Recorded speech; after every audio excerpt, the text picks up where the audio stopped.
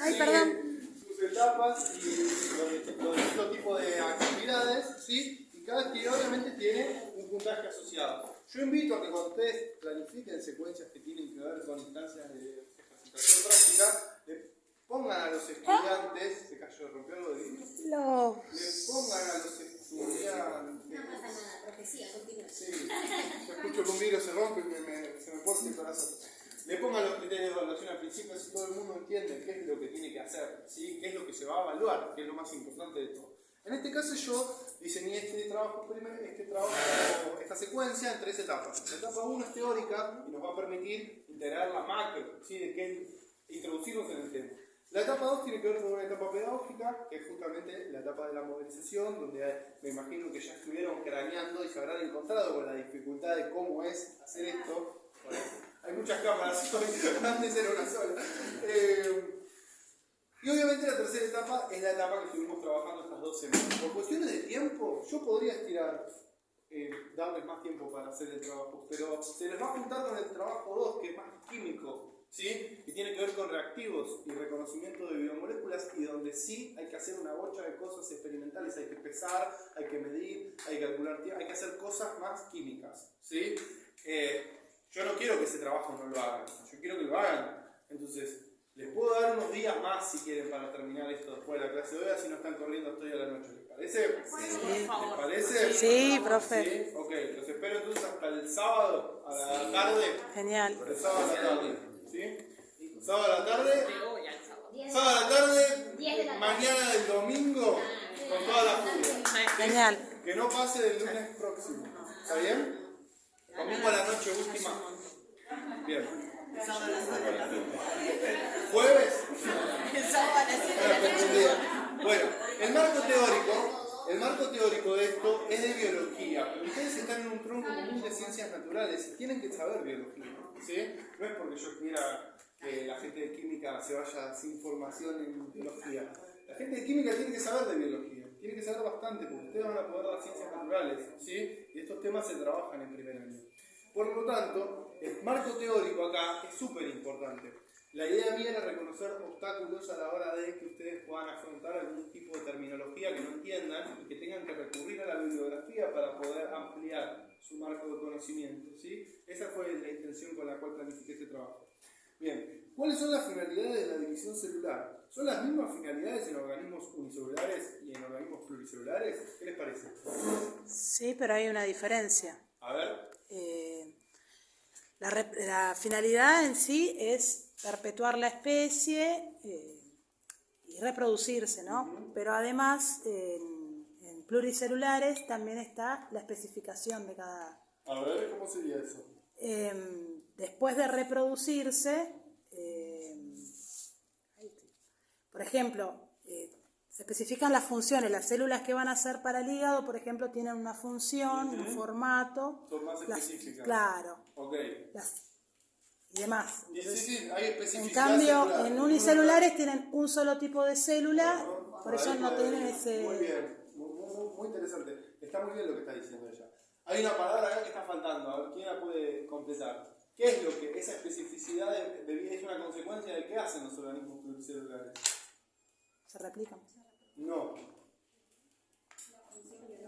No solamente la función biológica. En un organismo pluricelular, tener más células, ¿qué implica? Tener diferentes funciones. Eso viene después, pero vos tenés más células por una razón. ¿Cuál es esa razón? ¿Qué? No. Más grandes. Si somos más grandes, ¿qué hacemos? Crecemos. ¿Sí? El desarrollo es la palabra clave acá. ¿Sí? Un organismo pluricelular utiliza la división celular para el desarrollo, para que el organismo aumente en tamaño, para que el número de células aumente. En un organismo unicelular no hay desarrollo como tal. Lo que hay es crecimiento celular, ¿sí? Y cuando el organismo unicelular crece lo suficiente, entra en el estadio de división y de ese organismo se generan dos, que es la fiesta que se hicieron los paramecios, que antes no había o había muy poca cantidad, y después pudimos encontrar muchos más porque les creamos las condiciones apropiadas. Eso es lo que quiero que quede claro. Para que un organismo entre en etapa de división celular tiene que haber condiciones específicas, ¿sí? Esas condiciones tienen que ver con algo que se llama ciclo celular. que lo desarrollamos en el punto 2. A partir de esta terminología, y acá les pongo alguna serie de datos, ¿a qué se está haciendo referencia esta división específica y qué ocurre a grandes rasgos en cada periodo? Periodo G1, G2, S y 0. ¿Qué son? Son parte del ciclo celular. Son parte del ciclo celular. El ciclo celular es básicamente el tiempo cronológico de vida que tiene cualquier célula. ¿Sí? Y la mayor parte de la vida también. Exactamente. Todas las células están metidas dentro de ese ciclo y van a estar básicamente abordadas en dos etapas. Una etapa de interfase y una etapa de división. ¿Sí? Sí. La etapa de interfase es toda la preparación previa a la división. Si una célula tiene que dividirse, todo el material genético que tiene la primera célula tiene que duplicarse exactamente igual para producir una genéticamente igual a ella. ¿Sí?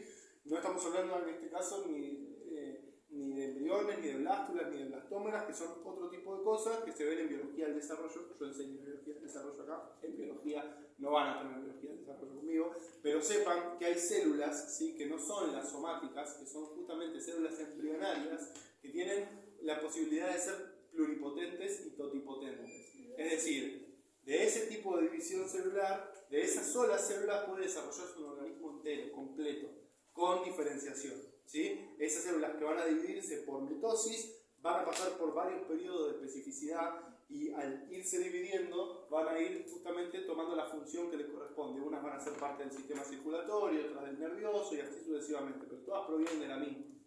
Ahora, en todos los otros tipos de células que no son células embrionarias, ¿sí?, que se las llama células somáticas, el proceso de división celular es mitosis. Es mitosis y no hay con qué darle. La mitosis básicamente es, voy a producir una fotocopia de mi propio material genético. ¿Sí? Si tengo que duplicar toda la estructura celular y todo el material genético, tengo que pasar necesariamente por instancias de control. Porque la célula no puede entrar en división si no hay periodos de control celular que efectivicen que eso que voy a darle a la nueva célula está copiado correctamente. Porque si el material genético tiene alguna falla en su duplicación, todo el organismo muere. ¿Sí? Porque el material genético es lo que codifica las proteínas que después hacen funcional al organismo vivo. Si el organismo vivo tiene mal codificadas las proteínas porque tiene mal copiado el material genético, la célula es inviable y es probable que nunca entre en estadio de división celular. ¿Sí? Estas etapas, el periodo G1, S, G2 y G0, son etapas específicas del ciclo celular y si no lo tienen revisado o no se lo acuerdan o demás, tienen la bibliografía de consulta donde tienen bien claritas las etapas del ciclo. ¿Sí? No las voy a explicar ahora porque son muy largas, no terminaría más. Quiero seguir avanzando. 3. ¿Por qué hacemos referencia al ciclo celular para observar células en radícula de cebolla? ¿Qué proceso de división celular ocurre? Yo eso lo busqué porque no tenía ni idea que era una radícula de una cebolla. Ese es el punto, ¿sí? Y calculo que era la raíz, porque no lo decía específicamente, pero encontré un video donde hacían una experiencia, que le ponían como unos palitos de brollera a la cebolla y la sumergían a la mitad en agua para hacer crecer la raíz. Y sí, la mayoría de las semillas grandes, en realidad la cebolla es un bulbo, pero hay muchos tipos de plantas que pueden estimularse el crecimiento de la radícula solamente con agua. claro, y como crecía muy rápido la raíz de la cebolla, entonces por un proceso de tinción después observaban en el microscopio los estadios de la mitosis. Eso es lo que quiero que hagamos nosotros después, ¿sí?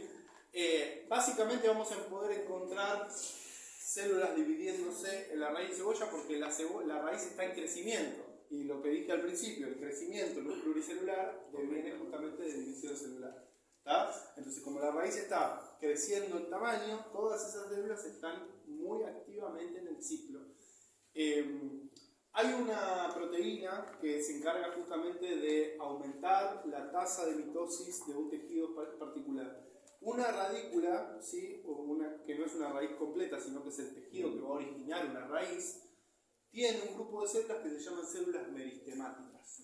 Las células meristemáticas son el equivalente a las células madre en los animales. Es decir, tienen una alta actividad mitótica, se reproducen muy rápido, porque el organismo así lo requiere. ¿Sí? Entonces, para diferenciar entre células que tienen alta tasa mitótica de las que no tienen, existe una proteína que se llama el factor mitosis. Son dos proteínas que se encastran una con la otra, una se llama ciclina y la otra se llama sinasa, dependiente de ciclina. Para que lo entendamos fácil es, la ciclina es una proteína que va a estar si el ADN está bien copiado. Si el ADN está bien copiado, se va a traducir eso a proteína y la ciclina va a estar en el citoplasma de la célula. Si hay ciclina, la sinasa que anda dando vueltas va a poder encastrarse y activarse.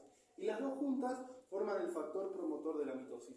Cuando ambas proteínas trabajan en simultáneo, estimulan que el ciclo celular sea mucho más rápido. Y ese tipo de estructuras los encontramos en las partes de crecimiento de cualquier organismo. En el caso de una planta, la planta tiene dos tipos de meristema. Uno radicular, que hace crecer la raíz, y uno apical, que hace crecer las hojas y los tallos. ¿Sí? El apical lo van a encontrar cuando vean la parte bien verdecita de una planta, generalmente la puntita. El brote nuevo. El brote nuevo, ese es el meristema apicular, ¿sí? El meristema que da origen a la hoja y al tallo. Y el de la raíz, que lo vamos a ver siempre como blanquecino, ¿sí? Es el meristema radicular. Nosotros también tenemos ese tipo de meristema.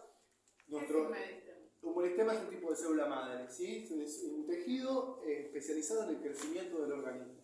Es un tipo de tejido que va a dar como resultado el crecimiento de otros tejidos. En el caso nuestro, la mayor cantidad de células madres las tenemos cuando somos embriones. Y después lo que hay es una maduración de eso. Pero las plantas tienen células madre embrionarias toda su vida. Por eso pueden crecer infinitamente. Y el término correcto, me corrijo, no es crecer, sino que pueden desarrollar toda su vida, ¿sí? Cuando una planta la tenemos en un lugar que no le da mucho la luz y que dice, che, no crece, no está desarrollando porque no están las condiciones dadas para que ese meristema prolifere. Si yo necesito crear una nueva célula, necesito materiales, ¿sí? La planta es un organismo autótrofo que produce sus propios materiales. Entonces tiene que tener, además de, obviamente, agua, tiene que tener la cantidad de luz solar, ¿sí? Apropiada para ese tipo de planta para que pueda producir los materiales que después va a usar en la división, ¿sí? ¿Por qué hacemos referencia al ciclo celular para la división celular, para estudiar la raíz de cebolla? Es porque en raíz de cebolla vamos a poder observar clarísimo, ¿sí? División celular, que es lo que me gustaría que podamos hacer después. ¿Y qué proceso de división celular ocurre? Mitosis, ¿sí? Hay dos divisiones celulares, meiosis y mitosis. La meiosis es para producir células sexuales, ¿sí? Y la mitosis es el proceso que hacen todas las células somáticas.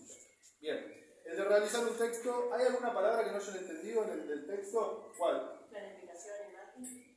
¿Planificación? ¿La pudimos poner? Pasa que si estamos explicando y estamos hablando de, creo que era de la división celular, el texto... Realizar un texto explicativo sobre los tipos de células y diferenciación a partir de las formas de nutrición y evolución utilizando las siguientes palabras clave. Claro, porque es como que arrancamos explicando un proceso celular. Sí. ¿Y dónde meto la planificación? Está bien que yo puedo decir, o si se pueden utilizar... No es sinónimos, Sí, sino variación de la palabra. Sí, se puede. Listo. Siempre que tenga sentido. Fíjense que yo acá puse palabras, obviamente, en parte palabras técnicas y específicas, y en parte palabras que tienen que ver con el trabajo docente, ¿sí? Planificar, práctica, representación, imágenes, realidad, construcción, ¿sí? Son todas palabras en donde yo apuntaba que ustedes desarrollen un poco la alfabetización visual, ¿sí? Y que puedan pensar... Se pueden utilizar imágenes en el texto, ¿no? Depende de qué escribas después, porque lo que más me interesa es lo que escribís. O sea, si esa imagen... ¿Cómo se observa en la siguiente imagen? Y bueno, si vos pones como se observa la siguiente imagen, esta imagen nos permite construir una planificación que permita potenciar el espacio de la práctica para observar mitosis, ya metí 5 palabras. Genial. ¿Entendés? Bueno, pero hace falta ponerle imagen. Se grabaron y no vale, porque voy a dar cuenta si... No importa, le cambio alguna palabra, no lo dejo textual. Ahora cuando le salen de la movilización por ahí le doy más herramientas. ¿Explico? Bien. Ay, no, tocaste el bicho. No, está vivo todavía. No, esto yo lo estoy controlando ahí. Ahora le quiero echar luz a ver si qué pasa. Sí, había 3. No, pero este se está moviendo y antes no se estaba moviendo. Sí que se estaba moviendo. Uno. Profe, revivimos uno con el antibacterial. ¿Cuáles son las diferencias estructurales más notorias entre la célula eucariota animal y la célula eucariota vegetal? Eso lo estudiaron, estoy seguro. Diferencias entre animal y vegetal. La pared celular, Celular, las vacuolas, el núcleo, cloroplastos. ¿Sí? la membrana ¿Por qué? nuclear. Yo le dije que yo lo puse en el texto de arriba. Está bien, te iba a servir contestar las 5 también, porque... ¿de qué depende esa diferenciación celular? ¿Por qué una célula es de una forma y la otra es de otra? ¿Por qué hay 3 estructuras que en una están y en la otra no? Y porque según la necesidad del ¿De qué? organismo, ¿Y de qué tipo de necesidad hablamos? que uno es vegetal y el otro es animal. Y No, esa no es la necesidad. uno es autótrofo y el otro es esa es la heterótrofo. necesidad. Muy bien, ¿sí? El tipo de nutrición es la necesidad, Claro. ¿sí? La diferenciación está en el tipo de nutrición. Muy bien. ¿Cuál es tu apellido? Recalde. Recalde, sí, me acuerdo, estás participando mucho. El tipo de nutrición determina justamente el tipo de estructura asociada. Un organismo heterótrofo tiene que tener de alguna manera un sistema digestivo. Todos los organismos que se alimentan de otros tienen que poder extraer macromoléculas de eso que consumen para obtener energía. Mientras que los autótrofos tienen que tener la maquinaria necesaria para elaborar sus propios productos en función de la energía que pueden transformar del sol. ¿Sí? Entonces, claramente el material genético de un autótrofo y un heterótrofo es diferente, porque es el material genético el que va a determinar si va a tener cloroplastos o no lo va a tener. ¿Sí? No, sí, no hay problema, yo porque digo de dónde viene. Bien, 6. Se investiga sobre el reino de las protistas. ¿Cómo se clasifican las algas? ¿Cómo se clasifican los protozoos? ¿Qué características se tienen en cuenta para su clasificación? Acá les va a venir muy bien el manual, ¿sí?, de guía de protistas y hongos que les di, porque arranca con un cladograma. ¿Sí? ¿Saben lo que es un cladograma? ¿Quién lo tenía? ¿Vos lo tenés? Claro, lo que se le dice, lo que se le llama mal un árbol filogenético, un árbol genealógico de las especies, ¿sí? Eso está muy mal. Árboles nada, los árboles están en el bosque. Esto de acá se llama cladograma, ¿sí?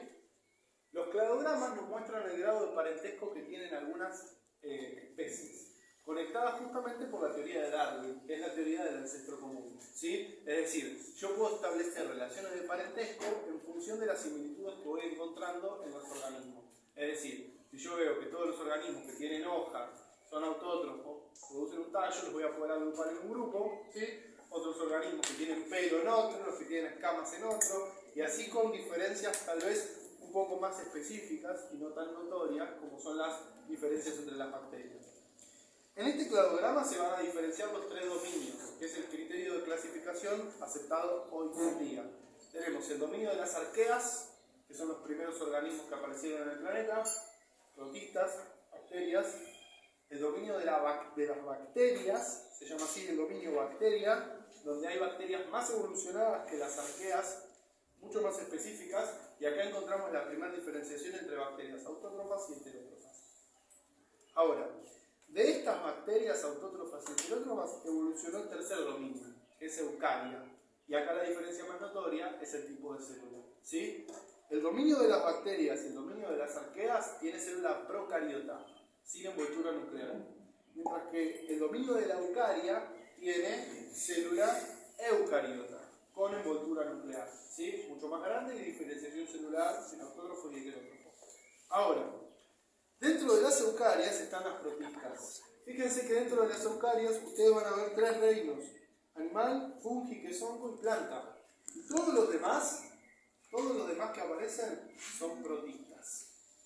Este punto apuntaba que ustedes me puedan leer, por lo menos este otro que me puso la compañera, y poder identificar cuáles son esos reinos protistas, para que se den cuenta de que las protistas son de los reinos para estudiar el más abundante. ¿Sí? Nosotros nos la pasamos viendo paramecios y muchos de ustedes dicen que hay bichos que no saben ni qué son, ni cómo son, ni demás. Es muy extenso, nosotros no podemos en 2 horas de integración areal, donde yo tengo que mezclar todas las materias, abocarme a estudiar solamente las protistas, que me llevaría 4 horas de clase semanal. ¿Sí? Es imposible. Y ahí que las protistas no es un reino. Bueno, en realidad las protistas es un reino dentro del dominio de las eucarias, ¿sí? Pero ahora, este reino protista está subdividido en muchos otros reinos. Entonces, vos podés ampliar el gran reino de las protistas, primero en 2 grupos: protistas autótrofos, que son las algas, y protistas heterótrofos, que son los protozoos. Dentro de cada uno de esos 2 grandes grupos hay otra clasificación. Los protozoos protozoos, que son heterótrofos, se clasifican según su tipo de desplazamiento. Es decir, dependiendo cómo se muevan, voy a tener tal o cual grupo de protozoos. Y el tipo de alga se clasifica según el tipo de clorofila que tengan. Si tienen clorofila verde, si tienen roja o si tienen amarilla. ¿Sí? Y también se van a diferenciar si son unicelulares o pluricelulares. Yo no quiero que sean tan exhaustivos en la clasificación, sino que me puedan decir esto. Este reino está formado por organismos que no son animales, que no son hongos y que no son plantas. ¿Sí? Que son un reino aparte. Que de hecho, hongos, plantas y animales evolucionaron de ellos, de los diferentes grupos. A mí me encantaría enseñarles protistas, porque de hecho es de las cosas que más me gusta enseñar, pero no llegaríamos nunca. ¿Sí?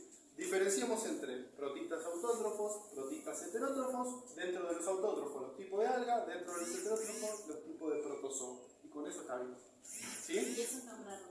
Y solamente nombrarlos, es decir, mirá todos los que hay. De hecho, este libro lo que hace es agarrar cada uno y explicar uno por uno, ¿sí?, qué tipo de organismos encontrarías ahí. Que viene genial para hacer estos trabajos. Lástima que no hay imágenes. En algunos sí hay imágenes. Yo estuve viendo, igual no fui tan... No, tan pero para vos allá. podés, con el nombre y el reino, podés googlear la imagen, ¿entendés? Claro, Y armarte vos el completo. O sea, ya teniendo la herramienta teórica de clasificación es más fácil. Sí, es verdad. Perdón. Seguimos con esto. Bien, vamos a esto, que ahora sí los quiero escuchar, ¿eh? Ahora sí quiero que se firmen ustedes y los quiero escuchar ustedes. Justo tengo media hora. Etapa 2. Presentar una modelización para trabajar los tipos de célula o los tipos de división celular con sus etapas en una propuesta pedagógica, desarrollando en este punto un texto que dé cuenta de cómo utilizarías ese modelo, para qué tema de clase lo harías, incluyendo todos los detalles necesarios como preguntas, cuestionamientos, marco teórico para el desarrollo de la modelización. Acá solamente hay que redactar el tipo de modelo detallando el mismo y cómo lo utilizarían en una propuesta de clase. Pero no está pidiendo una planificación. No es una planificación. Ah. ¿Sí? No. Pero casi, está muy cerca con No todo lo es que está una pidiendo. No te pido la carátula. Si fuese una planificación, sería. Miren cómo soy para un trabajo, imagínense lo que debo hacer para una planificación.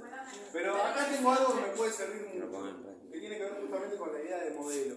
¿Sí? Esto que está acá es el modelo de una molécula, claramente. Yo no puedo saber a simple vista cuál es. ¿Sí? Pero es un modelo. Este modelo viene a partir de la necesidad de sortear un obstáculo epistemológico.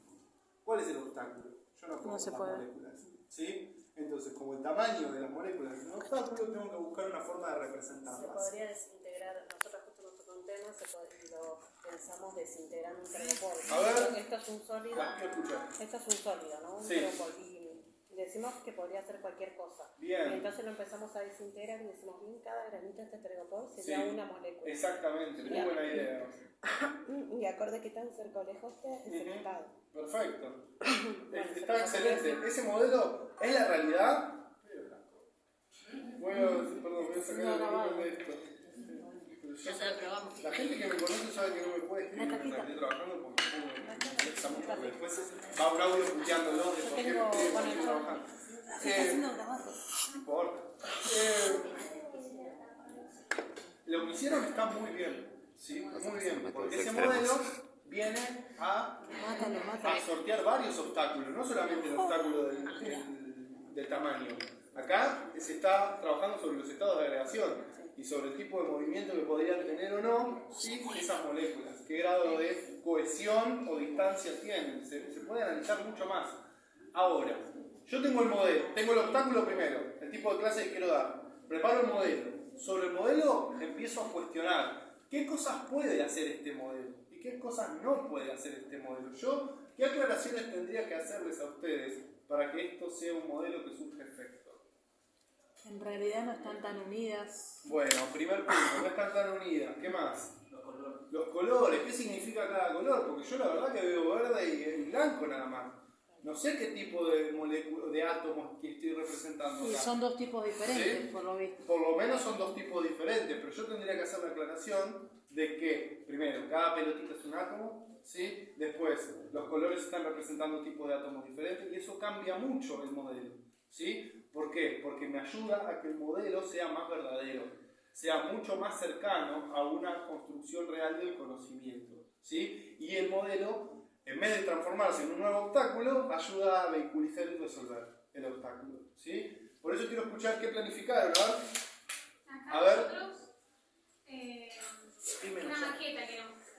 ¿Una maqueta de qué? De la célula. Bien, a ver. Animal. De la célula eucariota animal. Animal, sí, célula eucariota animal. Una maqueta. La idea es hacer la célula Sí. y ir armando las partes, Ujú. el núcleo, retículo plasmático, todas las partes de la célula. Sí. Entonces se lo va armando y los alumnos van escribiendo en su cuaderno, digamos, la función que tiene cada parte. Bien. La idea es hacer un cuadro también en el pizarrón donde ellos puedan poner la función. Acá, que puedan poner sí, la descripción, la función y el dibujito al lado. Primero va el dibujo, la descripción y la función. Ok. Bien. Y bueno. ¿Qué obstáculo epistemológico le encontré? Yo ya le encontré unos cuantos.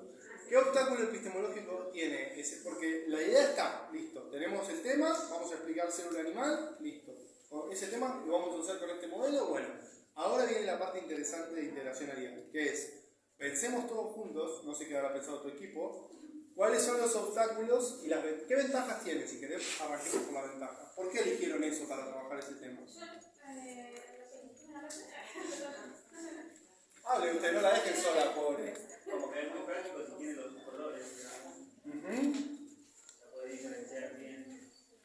Las Explicar, explicar. y aparte con el afiche puedes explicar bien cada cosa que hace. Ajá. Parte de la clase. Bien. Es más didáctico también, los chicos pueden también. La idea es que ellos vayan formando también en cada grupo la célula con la plastilina. Pero bueno, el tema del tiempo creo que es una dificultad. Bueno, eso es una buena. No sé si se llega a hacer, no sé, 2 horas, eso, todo lo que estás poniendo. La ventaja sería que mejora ¿ustedes piensan que eso va a mejorar? La concentración es más didáctico, Bueno. porque que ellos vayan formando, a que yo hable las 2 horas, que ellos lo vayan formando entretenido de cada célula. Mejora el proceso. Claro, Y el obstáculo que me decís es el tiempo. tiempo ¿Y qué más? si hacer tantos grupos, si yo puedo guiarlos a todos también, porque tienen que estar Conducir el en espacio. acompañamiento, digamos. Porque si no, si nos ayuda a que hagan las formitas. Bien, yo estoy anotando para que las ideas no se nos vayan. Igual estamos. Ahora está quedando grabada mi pésima letra, tengo una letra espantosa. Pero mis estudiantes siempre se acostumbran. Bueno, ¿alguien le encuentra alguna ventaja más que el grupo no pueda ver? Ventaja de ventaja. Primero ventaja, no sean malos. Ya van de una. Ya van de una. No, porque en la clase anterior usted dijo que no tienen una única forma. Que Ah, siempre se representa de la misma bien, forma. bien. Bueno, bien. Entonces, Hay que puedan escuchar. participar, yo hasta ahora. Es una ventaja porque lo hace más entretenido, como decía ella. Participar de los chicos que Ajá, bien. ¿Qué más? Otra ventaja puede ser que el modelo es tridimensional y se representa mejor que una imagen. Eso está interesante pensar. Sí, es una buena ventaja porque es mucho más aproximado a lo que podrían encontrar de verdad que a lo que podemos ver en un papel. ¿Sí? Es una ventaja que pueden anotar para sumar a su trabajo. Y otra ventaja. Que se lo puede juntar de ¿Pusiste? a grupo. ¿Para qué?